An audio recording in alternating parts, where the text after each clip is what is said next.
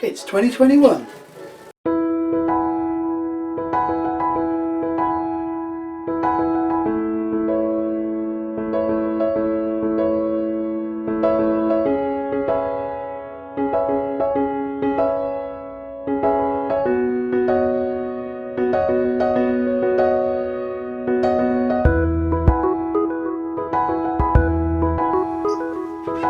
Hello and welcome to this first video of Shed Talk for 2021. Let's do hope that this year is a bit better than last year.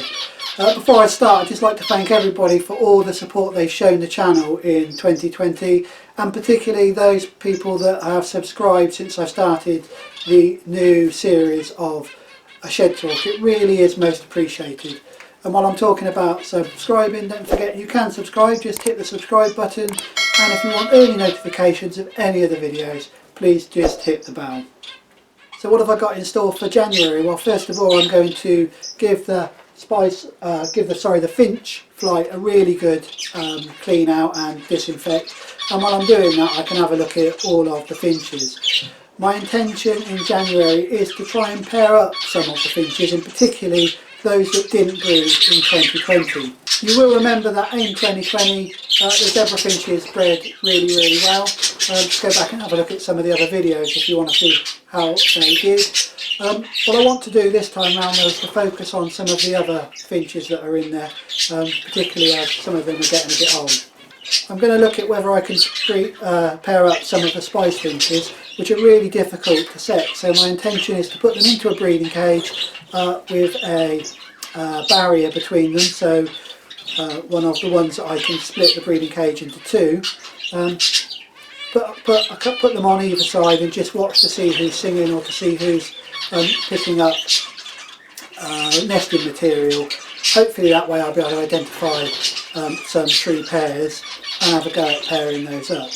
I've only got one pair of Bengalese, so once again I'm going to put those in and just see if I've got a true pair or not. And finally I'm going to have one final go with the pair of gold breasts that I've got in the main flight. I'll take those out, put them into a breeding cage and give them one more go, although they are really old, so I'm not expecting anything dramatic from those. These are the breeding cages I have for the Finches. They're similar to the Budgerigar ones, but as I mentioned in the introduction, they do have a separator, so I can split the cage into two. Here's the separator here, so that makes it a larger cage, and then you can put this back in to make it two smaller ones. And as I was saying, my intention is to put the spice finch in either side so I can keep an eye on them and see which ones are singing, and which so I can try and work out whether or not I've got a pair. Whether that'll work or not sure, but gonna give it a try.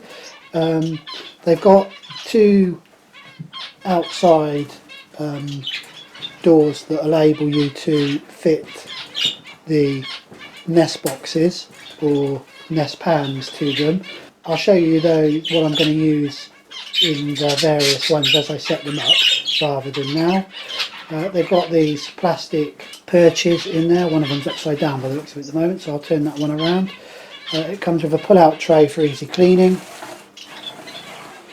and it also has another tray here that comes out at the base of it.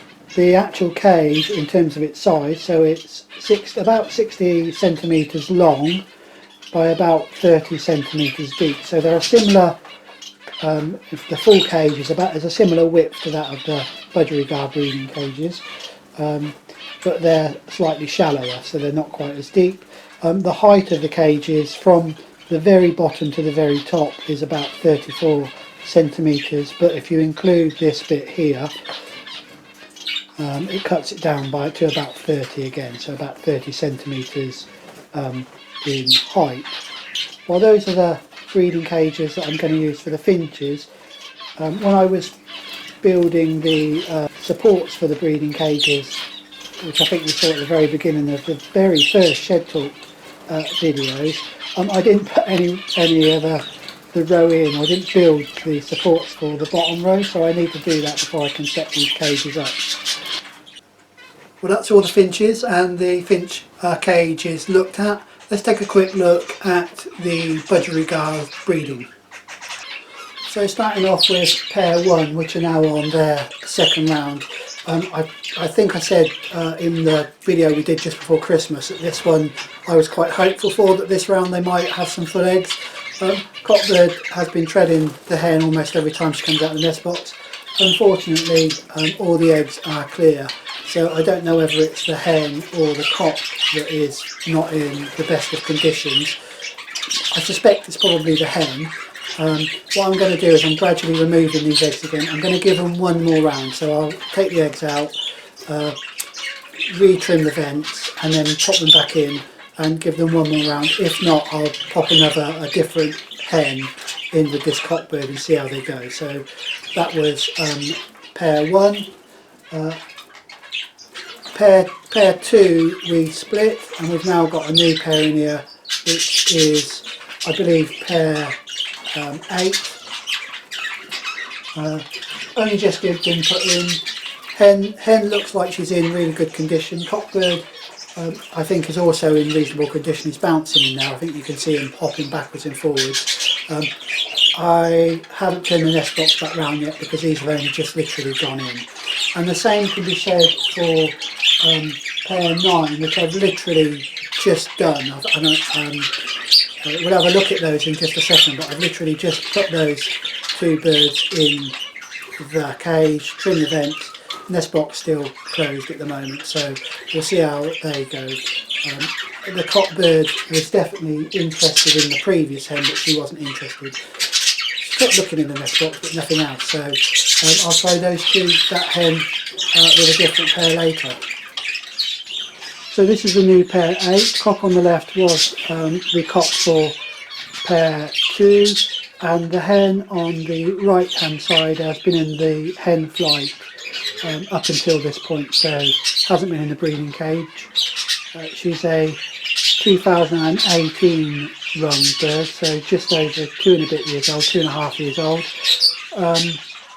And although it might not look like it, she looked to me as if she's just coming into condition at the moment. So I'm going to try this pair with, or this cock with this new hen.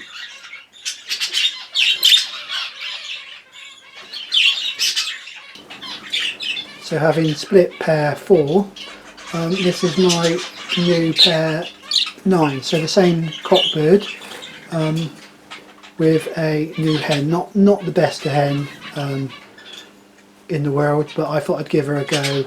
She is a proven breeder, and he is definitely in condition at the moment, based on the way he was trying to coax the last hen into the nest box and trying to mate with her, but she was having nothing to do with it. So I'm going to pop these 2 now back into cage 5.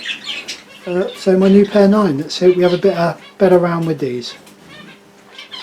So I'm just going to show you the youngsters that we got from pair 4. These were the ones that I was, one of the ones that I was ringing in the special ringing video. If you've not seen that, I'll put a link to it across the top of the screen. It just shows you how I ring birds. I think when we were discussing this particular pair and the possible outcomes, I said that it was possible that we were going to get some blues or greys out of the birds, and there you can see this one here is going to be a grey, so a cinnamon grey. They're all going to be cinnamon, a cinnamon grey. So we now do know that the cockbird is definitely split for blue. So cinnamon grey cock, I think this is going to be, so a cinnamon grey cock. The next one, which is also a cinnamon, and looks as if it's going to be a cinnamon grey green to me, although still a bit young to tell at the moment, but it's definitely going to be a yellow. So that's the next one.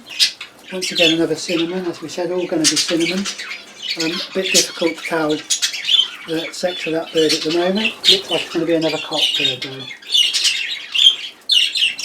And finally, a tiny little thing here, look. I think it's also going to be, well, it's a bit too early to say what it's going to be in all honesty. Looks as if it might have been plucked a little bit actually, so We'll have to wait and see. I don't know whether that's the other birds in the nest or not. Unfortunately, the fourth chick in this nest box didn't survive. It got to age to 10 days. I wrung it, but it looked really weak and had gone a purpley colour, as they sometimes do just before they're going under. I don't know whether it was just couldn't compete with the others or not. I don't know, but it was definitely the runt of the box. It didn't survive. Should I have moved it? Probably in hindsight, yes, but hindsight's a wonderful thing, isn't it? So I'll just pop these back and we'll have a talk about some of the others. For the final two pairs I want to consider with the Budgerigars is first of all pair 6. If you remember, in the first round, laid about 6 or 7 eggs, can't remember quite yet. One of those was full, but the remainder were clear. That one full egg unfortunately was addled, so I've removed all the eggs. Hen is now on, or that pair is now on its second round. The hen has started laying again, laid 4 eggs. Unfortunately the first egg is clear. I do hope that, given that we know the cockbird can fill eggs with this hen, that we're going to get at least a couple of full eggs, or some full eggs out of this second round. So fingers crossed on that one. The final pair is in cage 3, which is my pair, just double checking, my pair 7. And good news around this one is, currently laid a total of 6 eggs so far. First egg, really large egg. I expect a double yolker, full, but chances is nothing's going to hatch out of that one. It will eventually get addled, which is normal when they're double yolkers. Went on now along the 6th egg. The 5th egg was a tiny little egg, and I don't know, so tiny, definitely wouldn't be full. And in fact, the hen decided to get rid of it, so she destroyed that egg, so that one's gone. Good news is the remainder of the eggs are looking positive. Definitely egg 2 is definitely full. I'm reasonably sure that egg 3 is full and egg 4 is full. So I'm hoping that we're going to get a full round of full eggs from this one. So looking good. Again, touch wood, we're going to get a few more chicks out of this next box. So that's all of the pairs so far. So split some of them. Getting there though, got a few chicks, hoping that those 3 that we looked at earlier will all make it to the perch. Don't know what they're going to be like at the moment. They don't look particularly brilliant, but who knows, maybe that as they progress they'll get better. So there we are, that's an update on all of the Budgerigars. I hope you enjoyed that quick update on the breeding Budgerigars.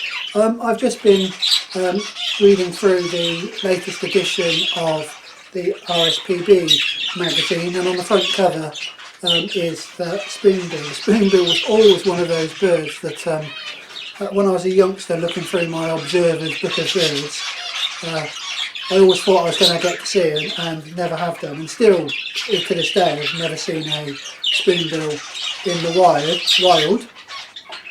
And having read the article, I can see why I never saw one. It's saying here that last recorded nesting prior to the more recent comeback in Britain was over 300 years ago, so 1668 apparently, and since then as a breeding bird they've been extinct in the UK. It's really good to see that the spoonbill is making a comeback, and maybe, just maybe, I will get a chance to go out to one of the reserves and find one, track one down and tick it off the list. I suppose the other bit of news is around the clubs and shows. Just as I was planning to reopen Oxford 1910, we were looking at holding our AGM in March. The UK's gone back into a full lockdown again, so it looks as if that's going to have to be postponed once more. And who knows when we're going to get back to meeting in person. I really do hope that we can hold some shows at least this year. But of course, looking forward to the rest of January. The end of January is the RSPB Big Garden Bird Watch, so that's at least something we can look forward to, and we don't have to go too far to do, so we can do it from the comfort of our own home. I don't know how many of you do the Big Garden Bird Box. I do it most years and submit my annual account. What I'll do is I'll post it on here. Please do leave any comments about what you see in your garden during that event. And the final thing that I hope we'll be able to show you in the next video is I'm looking to get a wheeled flight cage. A friend of mine just bought one on Amazon, reasonably cheap, looking to get something very similar for the main shed and replace some of the very old cages in. But until that next video, all I can say is please do stay safe, and as always, enjoy your birds.